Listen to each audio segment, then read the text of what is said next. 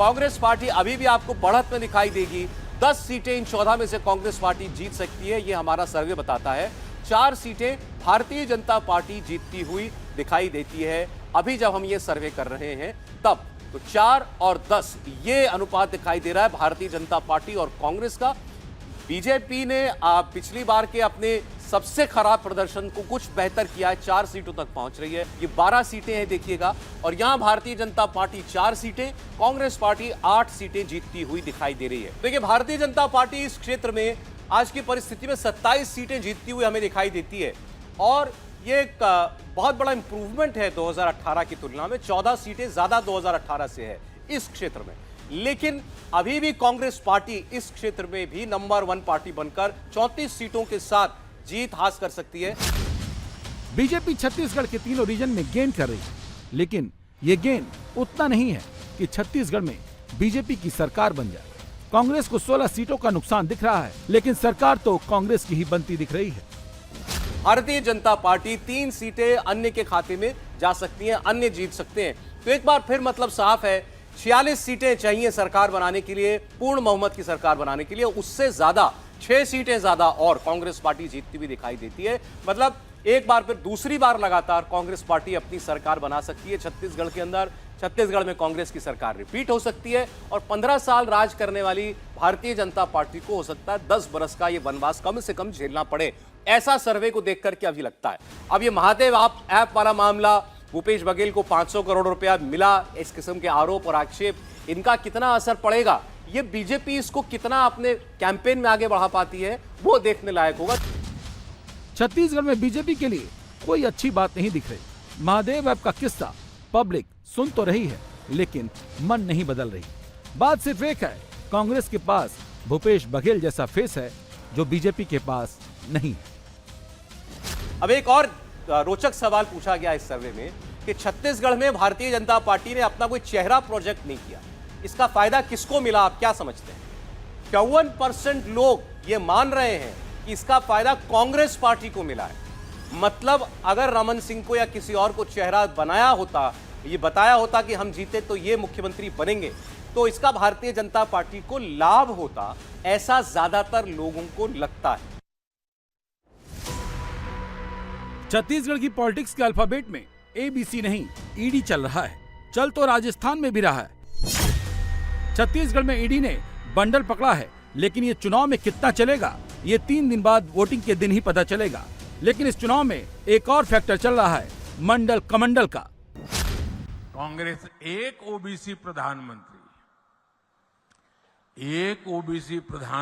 को भी सुबह शाम पानी पी पी करके गाली देती रहती है। चलो भाई, आपको पेट में दर्द होता कि एक ओबीसी कैसे प्रधानमंत्री बन गया, अब मोदी को गालियां दे रहे हैं।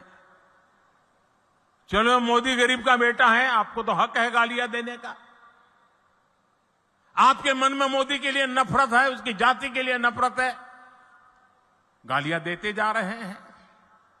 लेकिन कांग्रेस को, मोदी को जितनी भी गालियां दीजिए, परमात्मा और मेरे देश की माताएं बहनें मोदी की रक्षा करेगी।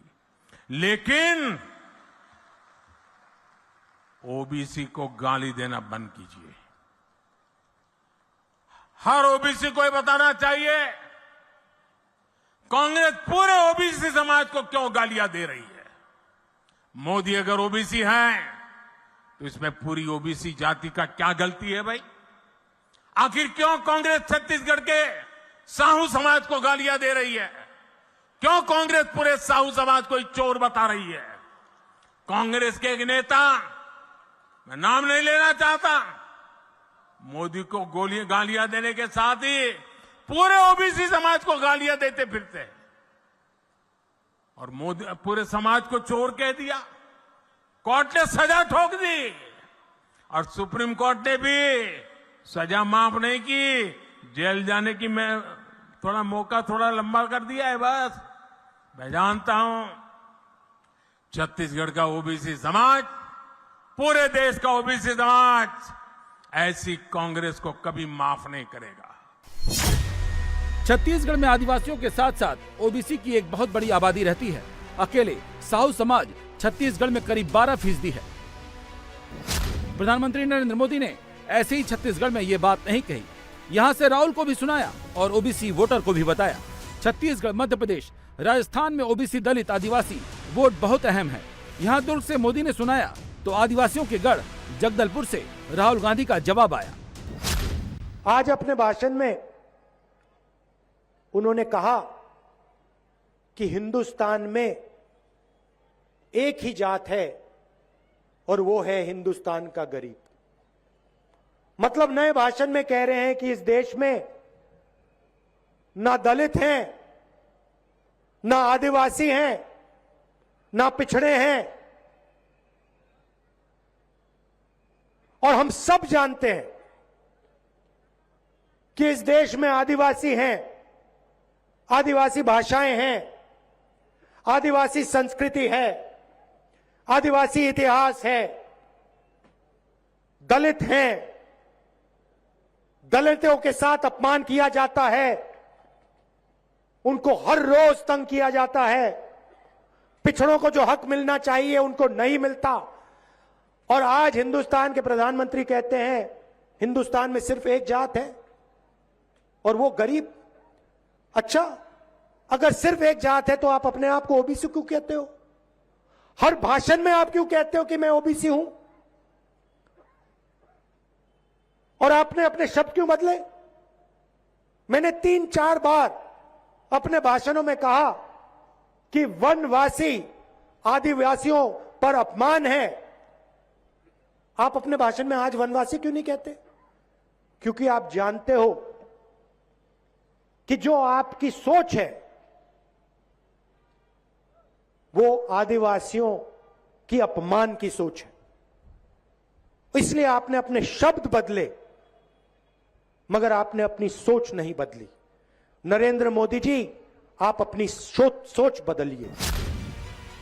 कांग्रेस कह रही है कि ईडी मतलब इलेक्शन डिपार्टमेंट है। ये क्यों कह रही है? क्योंकि ईडी का हल्ला राजस्थान में भी हो रहा है। मुख्यमंत्री अशोक गहलोत के बेटे वैभव गहलोत से ईडी पूछताछ कर चुकी है। इसके अलावा गहलोत के करीबी और प्रदेश कांग्रेस के अध्यक्ष गोविंद डोटासरा और उनके बेटे भी ईडी के रडार पर हैं। डोटासरा के घर भी ईडी पहुंच चुकी है। उधर बीजेपी राजस्थान का चुनाव अब फ्रंट पर लड़ रही है। कल तक रिटायरमेंट की बात करने वाली वसुंधरा नॉमिनेशन करने के बाद रिटायरमेंट से मना कर रही हैं।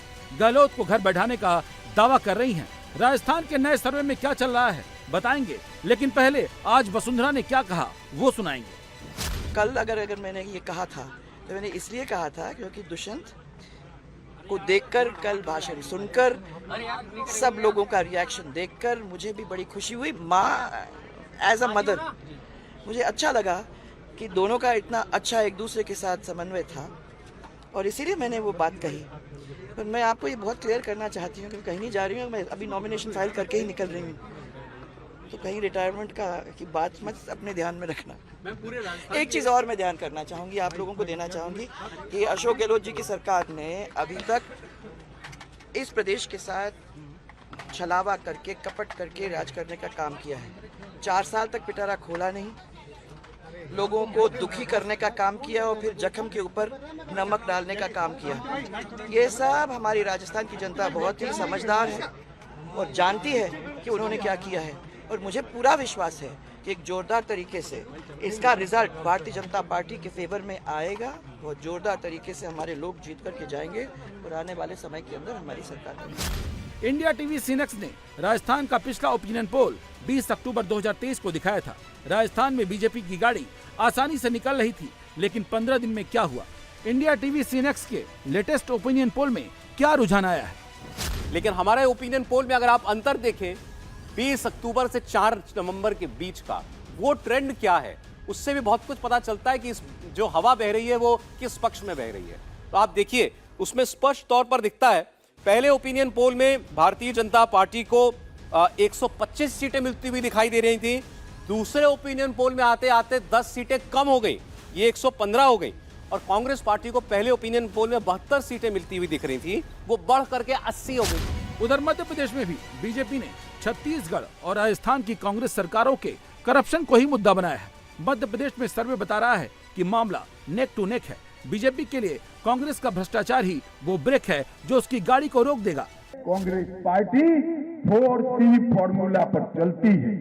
C for corruption, C for commission, C for communal दंगे और C फॉर क्रिमिनलों की पॉलिटिक्स। ये 4C से निकलकर विकास की धारा में मध्य प्रदेश को लाने के लिए भारतीय जनता पार्टी को वोट देना बहुत जरूरी है। छत्तीसगढ़ में रामनवमी के जुलूस पे लाठीचार्ज करवाती है, पर्व और त्योहारों को शांतिपूर्ण तरीके से नहीं मनाने देती है, लेकिन दूसरी तरफ लव जिहाद के लिए वर्ग विशेष के उपद्रवियों को प्रोत्साहित करके संरक्षण भी देने का काम करती है। लव जिहाद धोखे से हिंदू बालिकाओं के साथ छल और कपट करके बहकाने का प्रयास। उत्तर प्रदेश में हमने कानून बनाया, अगर कोई दुस्साहस करता है कानून के शिकंजे में कस करके उसको पूरी तरह तेल निकाल दिया जाता है। बीजेपी की टॉप लीडरशिप छत्तीसगढ़, राजस्थान, मध्य प्रदेश जहां जा रही है वहां कांग्रेस के भ्रष्टाचार को ही सुना रही है। लेकिन मध्य प्रदेश में कमलनाथ कह रहे हैं इस बार तो कांग्रेस ही आ रही है। हर वर्ग तरसते, हर वर्ग परेशान है और मध्य प्रदेश की तस्वीर आज सब पहचान रहे हैं। सब मिलकर मध्य प्रदेश का भविष्य सुरक्षित रखेंगे और हमारी जो सीटें हैं हमें चिंता बिल्कुल नहीं है। ये मुझे मध्य प्रदेश के मतदाताओं पर पूरा विश्वास है। मैं कभी सीटें नहीं बोलता, वो शिवराज सिंह कहते हैं। कितने सीटें जीतेंगे ये मध्य प्रदेश की जनता तय करेगी।